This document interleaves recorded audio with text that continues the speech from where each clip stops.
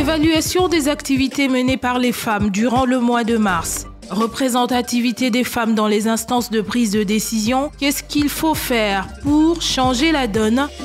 Débat au féminin, on parle ce samedi avec Madame Annie Modi, directrice exécutive de l'ASBL Afia Mama, experte en genre et développement. Débat au féminin, c'est tous les samedis, après le journal de 13h et dimanche en rediffusion, après le journal de 19h. C'est toujours pour nous un plaisir de vous retrouver, chers amis auditrices et auditeurs de Top Congo FM, chers amis internautes, vous qui suivez le magazine de la femme sur Top Congo FM, le débat au féminin. Merci de rester branchés au programme de Top Congo FM et bienvenue à tous dans ce nouveau numéro du débat au féminin. Aujourd'hui, nous allons parler beaucoup plus de la femme, de ses actions, de ce qu'elle fait sur le terrain. C'est en quelque sorte une évaluation de ce qu'aura été le mois de mars, mois consacré à la défense des droits des femmes. Et pour ce faire, nous avons dans ce studio Madame Annie Modi. Elle est directrice exécutive de l'ASBL Afia Mama, experte en genre et développement. Avec elle, nous allons faire cette évaluation des activités menées par la femme durant ce mois et pourquoi pas ne pas toucher les questions relatives à la représentativité des femmes dans les institutions déjà mises en place. Merci Madame d'avoir répondu à notre invitation et bienvenue. Merci beaucoup, Madame Mamikela, ainsi que toute l'équipe de la maison Top Congo pour l'invitation et l'honneur qui m'a été donné de venir faire entendre la voix de la femme et de la fille congolaise. Alors, Madame, qu'est-ce qu'on peut retenir des activités menées par les femmes durant tout le mois de mars de cette année? Ce qu'on doit retenir d'abord de ces mois est que les femmes de toutes les catégories, toutes les couches socio-culturelles ont quand même pris conscience que c'est le mois de mars, c'est le mois où nous devons célébrer nos droits. Et autre chose que nous devons retenir pour cette année particulièrement est que c'est la commémoration de la journée ou si pas le mois des droits de la femme de cette année a été dédiée aussi à la situation que traversent nos sœurs à l'est de la République démocratique du Congo. Et c'est pour ça que vous allez voir que dans la plupart des activités, suivant aussi ce que avait recommandé la ministre du Genre, Famille et Enfants, la plupart des activités, les femmes se sont vêtues en noir comme pour exprimer leur solidarité avec les sœurs de l'Est. Qu'à cela ne tienne, il y a eu aussi d'autres types d'activités, des journées scientifiques sur le droit des femmes, des ateliers. Il s'est tenu un forum des femmes leaders sur la santé maternelle, néonatale et l'autonomisation de la femme. En tout cas, il y a eu une variété d'activités ou d'actions qui ont été menées. Il y a eu une grande délégation gouvernementale ainsi que de la société civile à New York qui a pris part aux assises de la conférence de 2 semaines sur les statuts de la femme, communément appelée les CSW. Et il y a eu une mission, j'ai vu la ministre du Genre a effectué une descente sur terrain à Goma pour aller faire les dons aux femmes vivant dans les camps des déplacés. Pour ne citer que c'est là plusieurs activités, mais j'ai vu quelques-unes des femmes qui ont échangé avec l'informateur. Je ne sais pas dire de quoi, mais quand même, j'ai vu quelques images des femmes. Si je dois, de mon observation, présenter ce que j'ai vu faire, ce sera ça. J'ai aussi vu beaucoup d'organisations ou associations de jeunes filles ou de jeunes femmes qui ont fait plusieurs activités de sensibilisation dans des écoles avec des jeunes filles et des ados dans les communautés et surtout aussi des activités de la société civile dans les communautés. C'était plus sur des thématiques comme la santé sexuelle et reproductive, l'hygiène menstruelle, faire connaître le droit de la femme ou les droits humains de la femme et de la fille d'une manière assez générale et globale. Et est-ce que de toutes ces activités, il y a des acquis qu'il faut pérenniser? Bon, on doit catégoriser les actions pour parler des acquis, par exemple, pour celles qui ont opté à les sensibiliser vers les écoles, sensibiliser les jeunes adolescentes et tout. Moi, je trouve que c'est important parce que la meilleure manière de préparer la relève ou l'élite de demain, c'est de lui donner la bonne information, les compétences dont elle a besoin. Et en ce qui nous concerne, puisque nous voulons créer un monde où il y aura égalité des chances, moi, je pense que c'est très bien de travailler dans des écoles. Cependant, il ne faut pas travailler plus qu'avec les filles dans des écoles. Il faut inculquer déjà cette culture de l'égalité en parlant aux deux, les jeunes garçons et les jeunes filles. Pour changer, je pense que ça, c'est un acquis, on doit consolider dessus. Et les actions qui se sont focalisées sur la santé, c'est une très bonne chose parce que si les femmes et les filles ne sont pas en bonne santé, ne contrôlent pas leur naissance, mère à l'accouchement, on perd des vies et ça sera compliqué. Mais après, il y a tellement plusieurs ateliers qui vont parler soit de leadership, soit du droit de la femme. Et quand on prend la multiplicité des ateliers qui parfois parlent des mêmes choses face au taux de représentativité qui reste quand même relativement faible, à un moment donné, on commence à se demander quel est notre agenda commun. À un moment donné, on commence à se demander quelles sont nos priorités. Est-ce qu'on les a déjà identifiées, ces priorités? C'est ça le problème, parce que lorsqu'on avance en ordre dispersé, chaque groupe a ses priorités. C'est pas mauvais, mais à un moment donné, je crois qu'on souffre un peu d'un problème de coordination de nos actions et de complémentarité. Parce que s'il y en a celles qui avancent vers la participation politique, c'est pas mauvais qu'elles travaillent, qu'elles comprennent quelles sont les priorités de celles qui avancent vers la participation des femmes dans les processus de paix et sécurité. Parce que nous sommes un pays en conflit depuis près de 30 ans. Oui, 30 ans, c'est ça. Si nous prenons 94 avec l'entrée des réfugiés, nous sommes en 2024, ça nous fait 30 ans. Donc, on ne peut pas aujourd'hui penser que nous pouvons parler de la participation politique des femmes sans toucher l'implication ou l'intégration de ces femmes-là dans les processus de paix. Parce que si nous devons rentrer un peu en arrière, les seuls accords qui ont mené à avoir une constitution et tout, c'était des accords sortis de Sun City. C'est des accords sortis d'un processus de négociation, d'un processus de paix. Ça veut dire que autant nous parlons de la participation des femmes dans la politique, dans un processus électoral normatif, nous devons aussi penser que certaines femmes devraient absolument se retrouver autour de la table dans le processus de Nairobi ou même le processus de Luanda. Cependant, c'est dommage que nous voyons encore quand il y a des délégations congolaises. Très peu de femmes, presque pas. Très peu de femmes et souvent pas de femmes du tout. Et ça reste comme, ça laisse quand même à désirer. Nous devons nous poser des questions. Pourquoi elles ne sont pas là? Parce qu'elles ne savent pas parler, elles n'ont rien à proposer, ou c'est justement on estime que les hommes feraient mieux les choses que les femmes? Moi, je pense que ce n'est ni l'un ou l'autre option de ce que vous avez soulevé. Nous avons un problème de l'architecture même du paysage politique. Les mécanismes qui mènent à être choisis pour représenter un groupe quelconque. On ne part pas dans la logique de rechercher de l'expertise, des compétences, on est plutôt dans la logique de représenter les quotas politiques. Alors, le résultat est que moi, je suis dans aucun parti politique, mais j'ai de l'expertise quelconque à apporter. Au-delà d'être experte en genre et développement, je suis une médiatrice. Donc, je pourrais contribuer dans les processus de négociation, de paix, de résolution des conflits.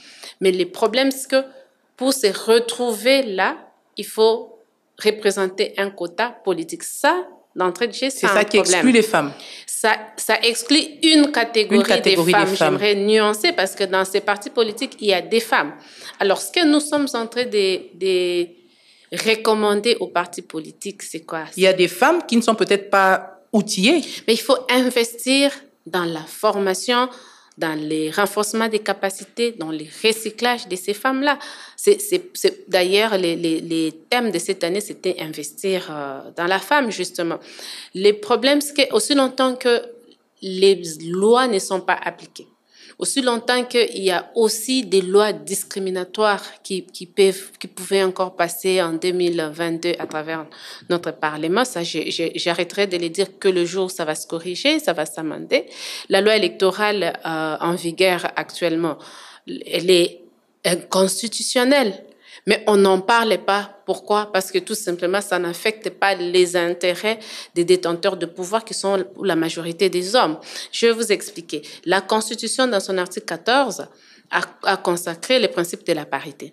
Nous avons une loi portant modalité de mise en œuvre des droits de la femme et de la parité dans son article 5 qui reconnaît la parité dans le processus électoral, mais qui renvoie à la loi électorale pour déterminer les modalités d'application de la parité dans la constitution des listes. Mais quand vous arrivez maintenant à la loi électorale actuelle dans l'article 13, vous voyez que même les principes, les concepts parité ne s'y trouvent plus.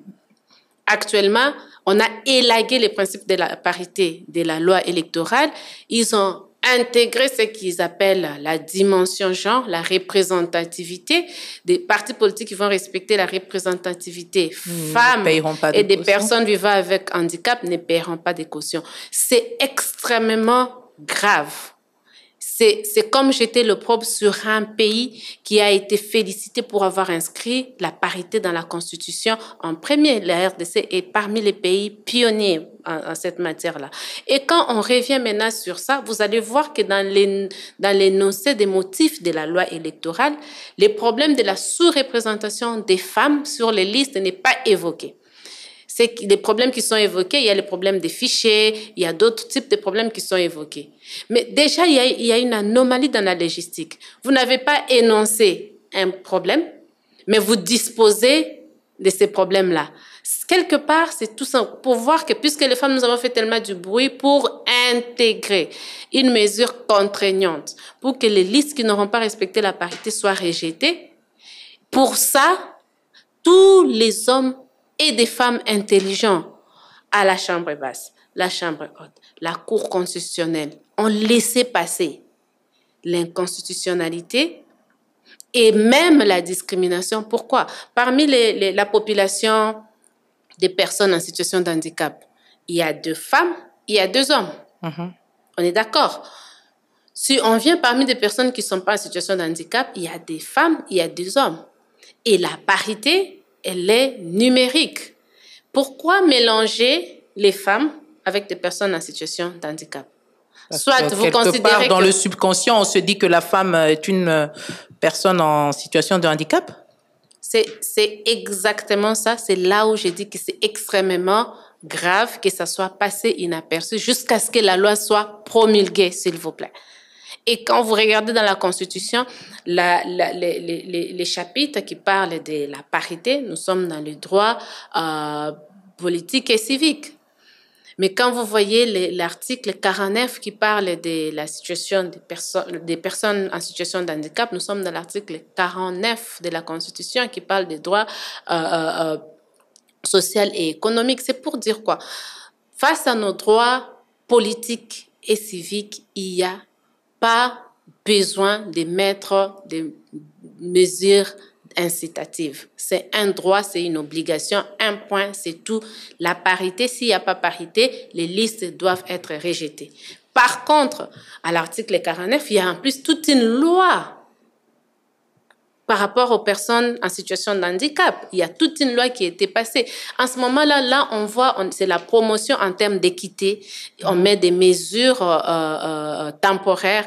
On essaye de mettre en place des mécanismes qui vont permettre à ce que chacun, son niveau puisse être relevé, pris en compte et que après, ils accèdent aux opportunités de la même manière. Un exemple serait, par exemple, pour des personnes malvoyantes, on doit trouver un mécanisme, peut-être par audio, pour qu'elles arrivent à écouter. Pour des personnes qui ne peuvent pas parler, par exemple, il faudrait inclure le langage des signes.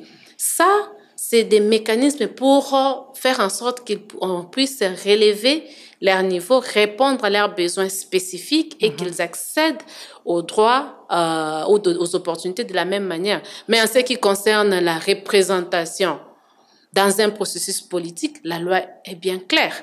Et donc, c'est ça. Nous avons des problèmes structurels, nous avons des problèmes d'incohérence, de contradictions dans nos lois. Et en même temps, nous avons aussi un problème de manque de volonté politique. Mais est-ce que durant ce mois consacré à la défense des droits des femmes, un plaidoyer a été suffisamment mené sur justement cette représentativité? Est-ce qu'on a emmené les femmes à comprendre qu'il y a des problèmes dans les textes qu'il faut corriger? C'est ce que nous faisons. Nous ne devons pas amener que les femmes à comprendre. Moi, je pense même... Les hommes et les femmes. Oui, voilà. Les hommes et les femmes doivent comprendre que cette loi électorale, elle est inconstitutionnelle. Mais je vais pour être vraiment ouverte envers vous et directe, beaucoup de femmes n'ont pas pris conscience que cette mesure incitative ne nous a pas aidés. Pas du tout. Ça nous a fait régresser. Puisque finalement, c'est perçu comme si c'était l'aumône. On n'avait pas besoin d'aumône. Mais justement, on a vu des partis aligner des femmes qui n'avaient peut-être pas... Des femmes qui n'avaient pas d'intérêt politique, qui n'avaient pas de capacité, qu'on retrouve des qui femmes. n'avaient pas de volonté, mais on a juste mis pour que les listes passent. Et aussi, dans le sens inverse. Qu'est-ce qui est prévu pour des partis politiques qui se sont estimés qu'ils avaient assez d'argent et qui pouvaient se décider de ne pas mettre les femmes? Rien du tout. C'est là où il y a le problème, parce qu'une loi, ça réglemente, ça sanctionne. Ça, c'est des caractéristiques obligatoires pour une loi. La mesure incitative, c'est pas obligatoire, c'est optionnel. Donc, on ne peut pas mettre une mesure incitative sans une contrainte. Par contre, d'abord, c'est même incohérent, c'est illogique, parce que la logique voudrait à ce qu'on mette, parce que nous savons que nous sommes dans un système patriarcal qui a très longtemps investi et accordé des privilèges en termes de gouvernance sur les garçons qui ont été mieux préparés, ça nous ne pouvons pas les nier, mais que ça a créé une certaine culture où les femmes, parfois, n'ont pas le goût de prendre le risque. Parce qu'on n'a pas appris, il y a des choses qui ne s'apprennent pas à l'âge adulte. Sauf quand on est forcé par une situation ou par un contexte quelconque. Alors là, mettre la mesure contraignante, vous dire que si les listes ne sont pas paritaires, ça sera irrécevable. Vous savez, dans le fond, on ne veut pas que les hommes ne se représentent pas. C'est juste une obligation légale pour que les partis politiques et les regroupements prennent sur eux la responsabilité d'investir dans la formation et dans la préparation de leurs membres de manière égalitaire. Alors, est-ce que durant ce mois, les femmes ont été suffisamment sensibilisées sur ces soucis qu'il faut corriger? Est-ce qu'on a eu à échanger avec ceux et celles qui sont au Parlement, qui pourront peut-être retoucher cette loi électorale parce que plusieurs demandent à ce que des choses soient corrigées? Est-ce que on a déjà préparé des amendements sur cette question cruciale qui a fait que même au niveau même de l'Assemblée, c'est vrai, on parle du nombre qui a un tout petit peu, on a quelque peu avancé avec la représentativité, mais est-ce que on a déjà pensé à tout ça pour que l'on règle ce problème? Madame Amichela, moi je vais d'abord clarifier un point. Nous n'avons pas avancé parce que les législatures passées, les taux des femmes inscrites comme candidates équivalait au taux des femmes élues. Alors que cette fois-ci... On a eu beaucoup de candidates. Il y a eu 17% de candidatures avec 14% des femmes élues. Donc, ne serait-ce que sur cette logique, parce qu'à un moment donné, nous sommes intellectuels. C'est vrai que nous militons pour les femmes. Toutes ne vont nécessairement pas comprendre les choses à notre niveau, mais nous ne devons pas nous tromper parce qu'on a vu... On est passé de 11% à 14%. Non, nous devons réfléchir comme il se doit. Si avec, sans mesures incitatives, 10% des femmes candidates, 10% des femmes élues, logiquement, avec mesures incitatives, selon ceux qui ont pensé que c'était la bonne voie à prendre, 17% devrait nous donner 25%. Ça devrait être plus que les pourcentages des femmes inscrites comme candidates. Alors que là, non. Nous avons 17% des femmes candidates, mais nous n'avons pas pu faire élire toutes. On a pu avoir que 14% des femmes candidates. Et maintenant, si je reviens sur pendant cette période ici, je vais dire que pendant cette période ici, au fait même depuis que la loi a été promulguée, et les femmes politiques et la plupart des organisations qui militent pour le droit, pour une participation égalitaire ou pour l'application de la parité, sont entrés un peu dans une sorte de distraction. Il n'y a pas beaucoup de voix qui s'élèvent sur cette régression dans les cadres légaux en ce qui concerne la loi électorale. Et parfois même les partenaires qui nous accompagnent, nous n'avons pas encore vraiment pu faire une évaluation de manière globale. C'est à peine que nous commençons à penser, dans le grand mouvement, quand on commence à faire des mouvements sur l'évaluation du processus électoral et la participation de la femme. Nous ne devons pas, je ne peux pas finir ça sans reconnaître que la CENI, à son niveau, a essayé de proposer des mesures d'application pour qu'il y ait quand même cette parité. Sauf que dès lors que la loi elle est discriminatoire, la CENI ne peut qu'essayer, mais ce que la CENI essaie n'a pas force de loi. Et comme résultat, voilà là où nous en sommes. Ce sera d'ailleurs pour moi une opportunité de nous interpeller nous-mêmes, les femmes, que nous ne puissions pas entrer dans la distraction.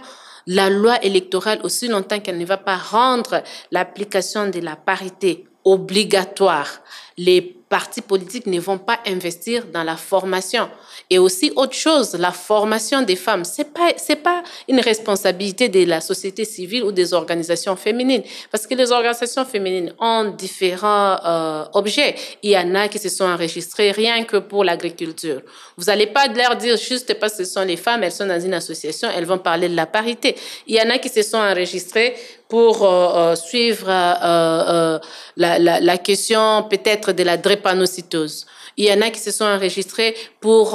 au fait, il y a tellement de problèmes de société que les associations féminines suivent, que ce n'est pas toutes les associations féminines qui font les monitoring de l'évolution politique pour pousser les plaidoyers afin qu'il y ait une bonne représentativité des femmes.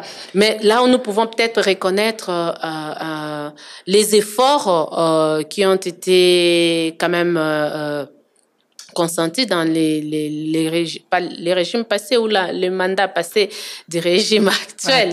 C'est que au niveau des nominations, et là encore, c'est vraiment au niveau de la présidence, le chef de l'État, il a fourni des efforts.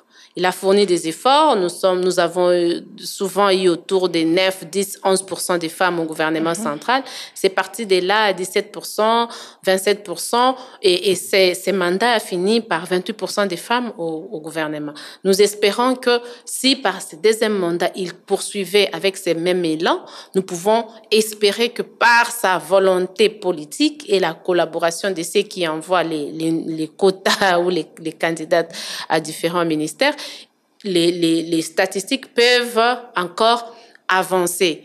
Maintenant, un autre problème... Puisqu'avant d'évoluer, puisque vous parlez formation du gouvernement, on attend ce gouvernement dans les jours à venir.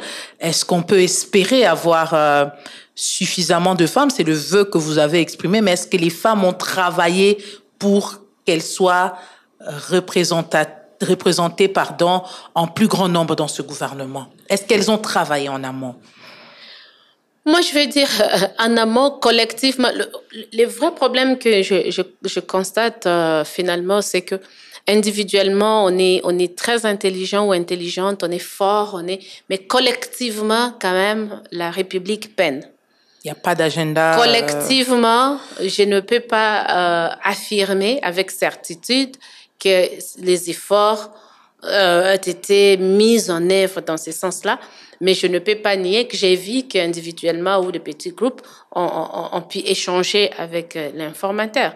Alors que, vu la situation, si une institution comme l'Assemblée, avec ses deux chambres, la Cour constitutionnelle et même la présidence, parce que la promulgation de la loi, ça se fait à ce niveau-là, font passer une loi électorale avec une mesure aussi discriminatoire et inconstitutionnelle.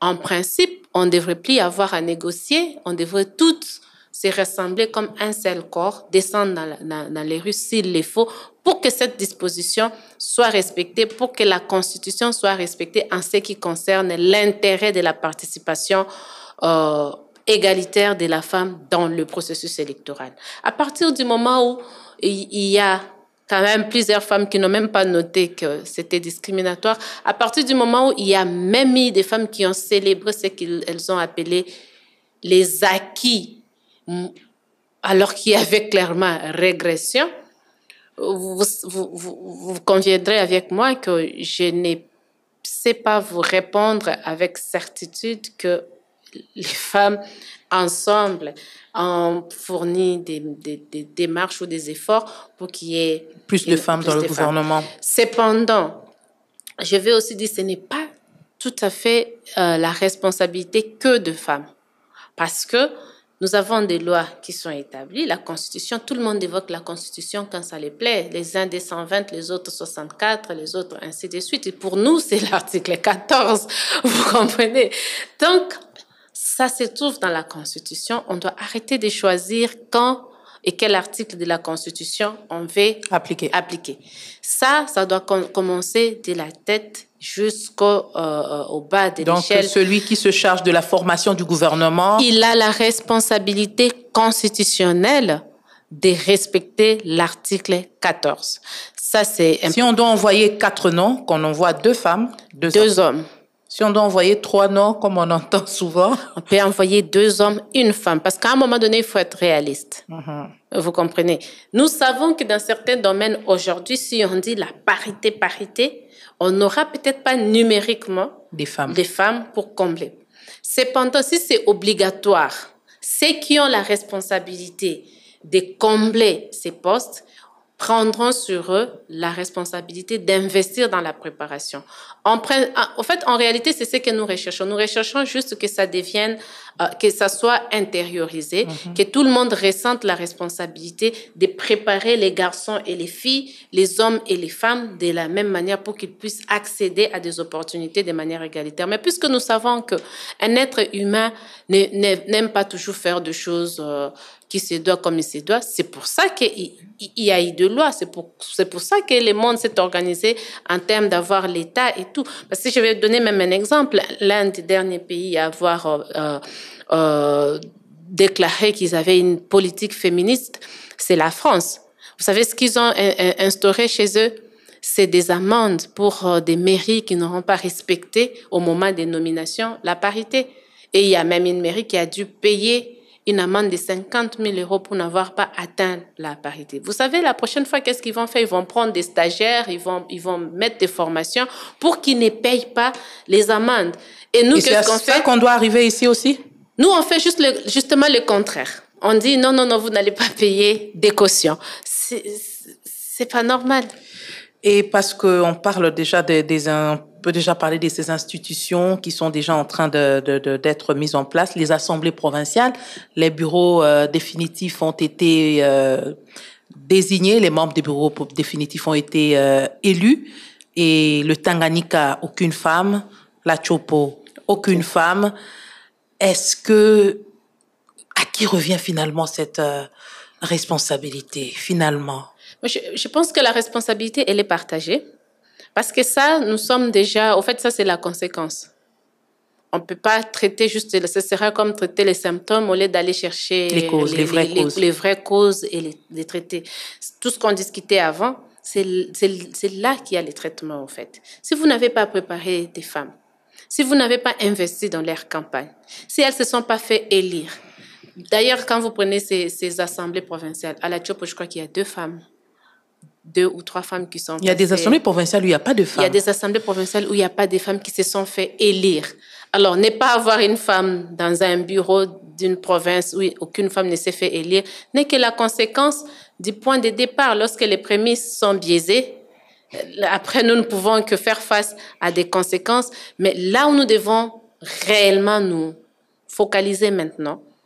Et nous sommes en train de regarder les dirigeants, les futurs premiers ministres ou premières ministres, pourquoi pas, à côté du chef de l'État, qu'on ait un gouvernement qui respecte la parité. Et après, nous allons aussi regarder le gouverneur qui vont être élus au niveau des assemblées provinciales, que cette fois-ci, qu'on n'ait plus un gouverneur ou une gouverneure qui oserait sortir un gouvernement provincial sans aucune femme. Parce que ça, ce n'est pas des postes électifs. Parce que nous en avons eu dans les mandats passés où vous avez une femme à la tête d'une province qui sort un gouvernement, tout bonnement, il n'y a aucune femme ministre dedans. Moi, je pense que les ministères des Affaires, je crois, les ministères de l'Intérieur devraient se saisir de ce genre de situations pour les interpeller, parce qu'on ne peut quand même pas être dans un pays où les autorités, les dirigeants, tout le monde n'est pas voir ce qui ne va pas lorsqu'il s'agit de la participation égalitaire des femmes, alors que c'est dans la Constitution. Mais quand une femme nomme des collaborateurs membres du gouvernement provincial sans mettre aucune femme, elle ne croit pas en la femme ou elle ne croit pas que la femme peut faire quelque chose de louable? Moi, je vais vous dire une chose que le système patriarcal a fait.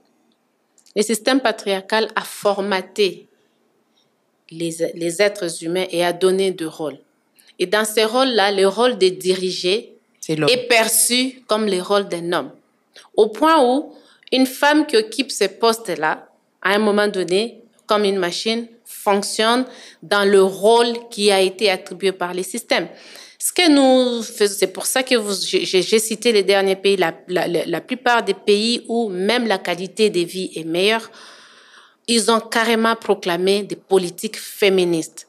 Nous avons l'Allemagne, nous avons la France, la Suède, il y a plusieurs pays de la Scandinavie, les Pays-Bas, il y a plusieurs pays européens qui ont fait ça, le Canada, ainsi de suite. C'est parce qu'ils se sont rendus compte au fait que ce n'est pas la personne sexuellement de la femme ou la personne sexuellement homme les problèmes. Les problèmes, c'est le rôle que le système patriarcal a attribué. En anglais, on appelle les gatekeepers.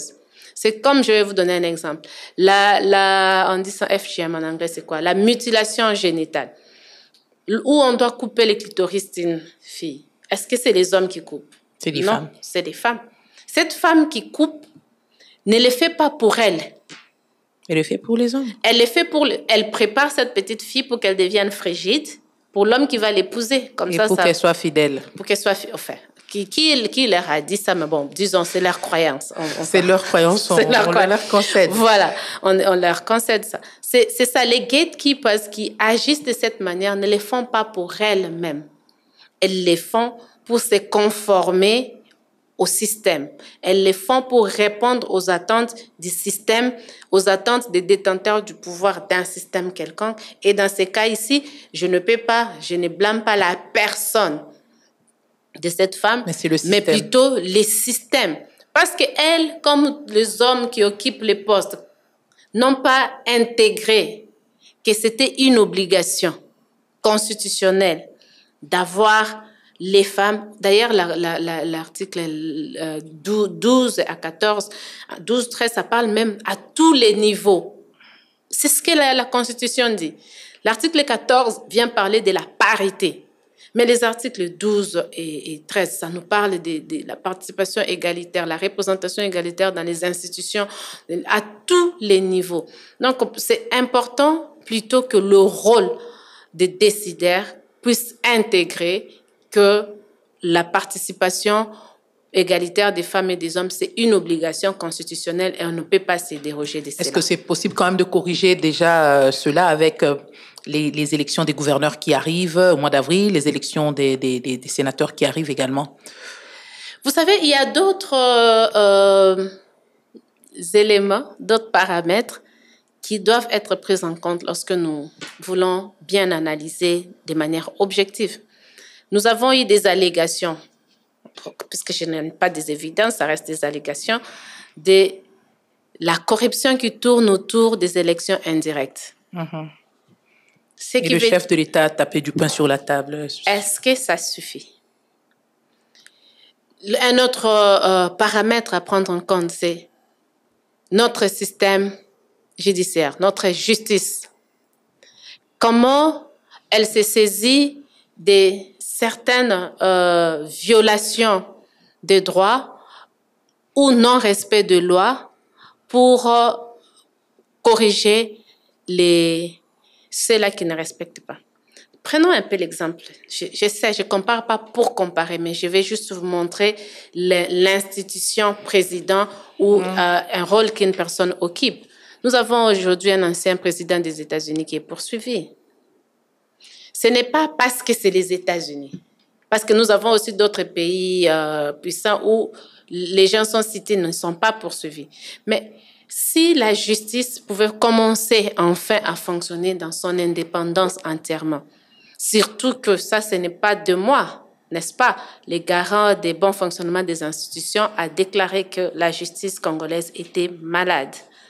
Ça, ce n'est pas moi. Dès lors que lui, il a déclaré comme ça, nous pouvons que croire que réellement, il y a anomalie. Donc, si la corruption n'est pas attaquée dans ses racines, si la justice aussi ne fonctionne pas en toute indépendance et ne punit pas les récalcitrants, nous allons continuer à vivre les conséquences de ces refus, au fait, de respecter la Constitution. Et aussi, il y a autre chose. J'ai comme l'impression que lorsque ça touche à la femme, c'est pas urgent, c'est pas grave. Même si c'est inconstitutionnel, ce n'est pas grave.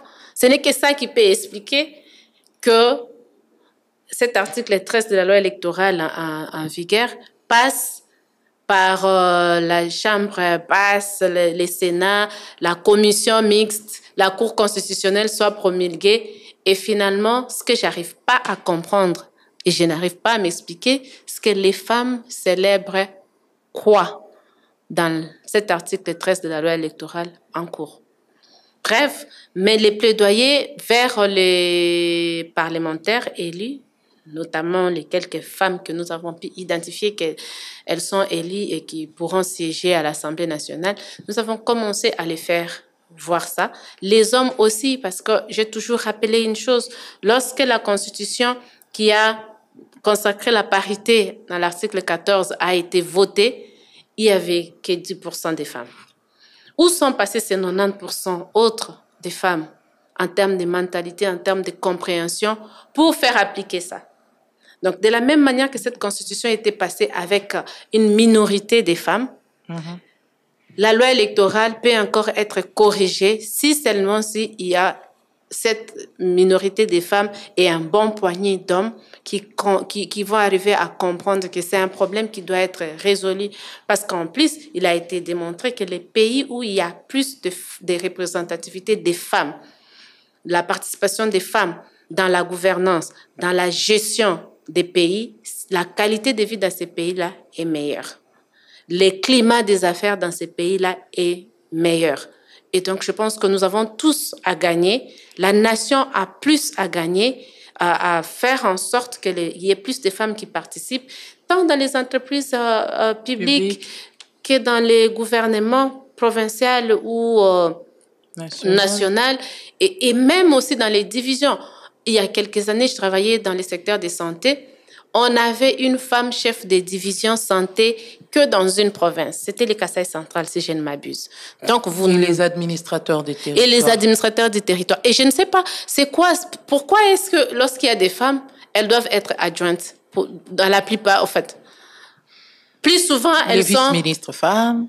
Plus souvent, elles sont adjointes. Plus souvent, c'est comme si on a vraiment intériorisé cette la femme vient toujours au second plan. Subordination de la femme. Alors que lorsqu'on est dans un milieu professionnel, ça n'a rien à voir, ça ne compte pas. Même quand les croyants essaient de dire « femme, soyez soumise », on dit une femme va être soumise à son époux. C'est pas au monde entier, sinon c'est plus la femme de quelqu'un. Ça devient la femme de tout le monde. Alors que c'est vraiment là où on doit faire la part des choses. Quand est-ce qu'on est en train de pratiquer sa croyance? Quand est-ce qu'on veut croire à sa coutume? Quand est-ce qu'on veut croire à ce que sa grand-mère a dit, pourvu que ça ne soit pas contraire à ce que disent les lois du pays. À partir du moment où ce n'est pas contraire aux lois, on n'a pas de problème.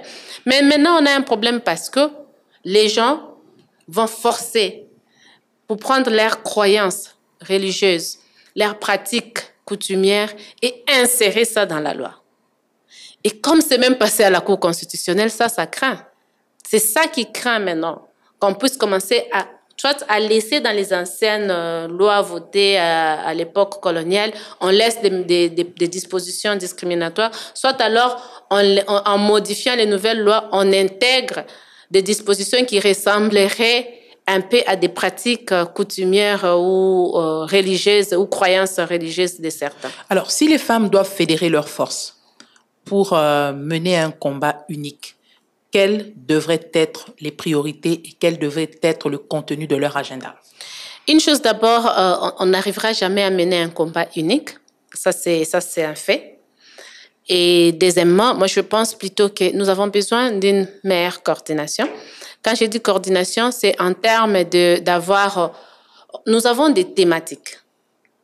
Maintenant, que chaque thématique ou chaque réseau arrive tout simplement à travailler en complémentarité. En ce moment, si nous avons plusieurs problèmes, ça je sais, mais nous avons les problèmes où les institutions publiques vont être nommées. Il y aura des nominations pour les institutions publiques.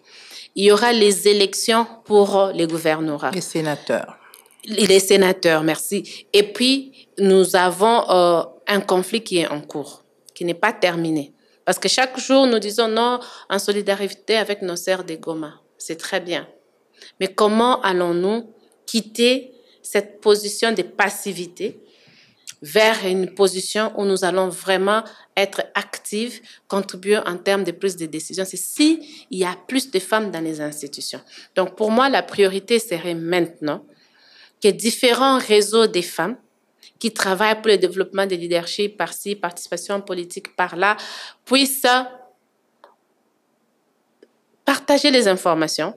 C'est important parce que si je ne sais pas sur quoi vous militez ou à qui vous voulez dire quoi, même si je rencontre cette personne, je ne sais pas dire, écoutez, s'il vous plaît, il y a Madame Mami Tchela qui est là depuis 20 ans, elle n'anime aucune émission.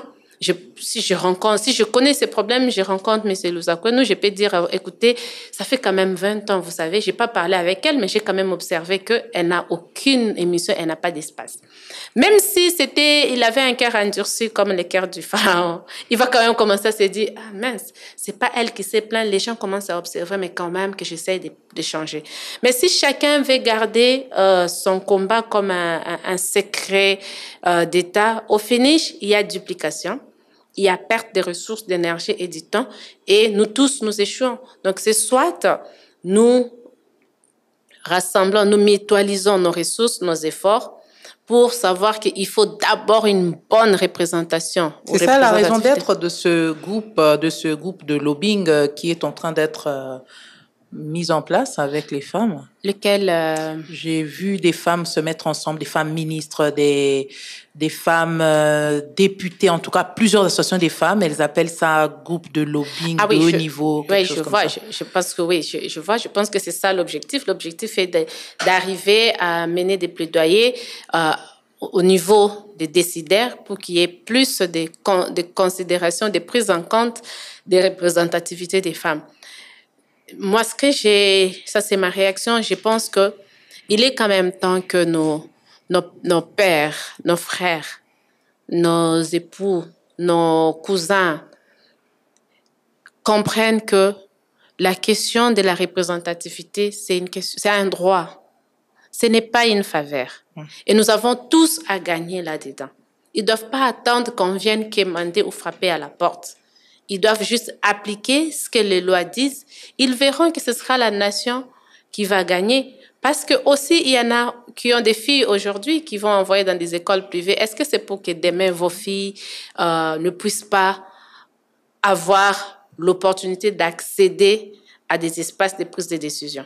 Là, vous aurez travaillé pour laisser quel héritage à la génération qui va venir.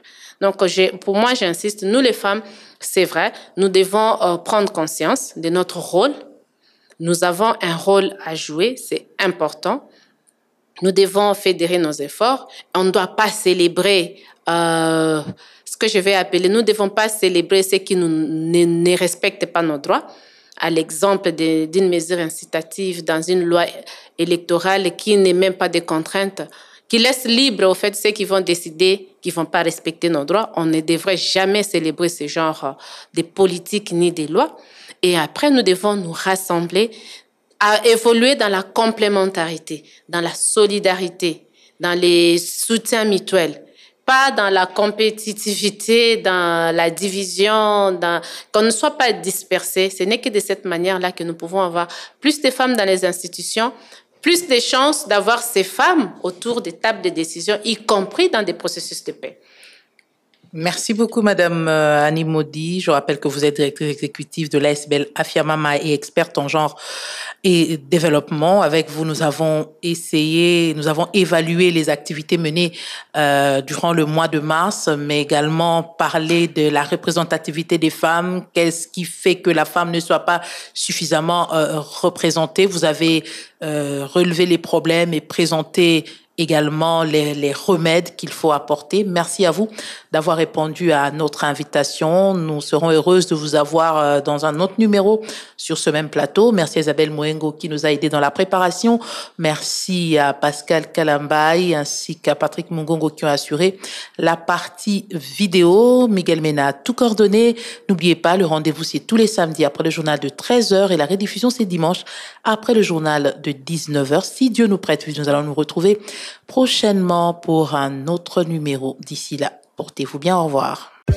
Évaluation des activités menées par les femmes durant le mois de mars. Représentativité des femmes dans les instances de prise de décision. Qu'est-ce qu'il faut faire pour changer la donne?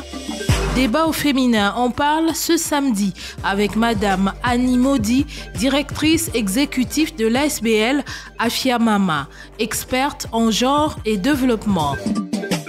Débat au féminin, c'est tous les samedis après le journal de 13h et dimanche en rediffusion après le journal de 19h.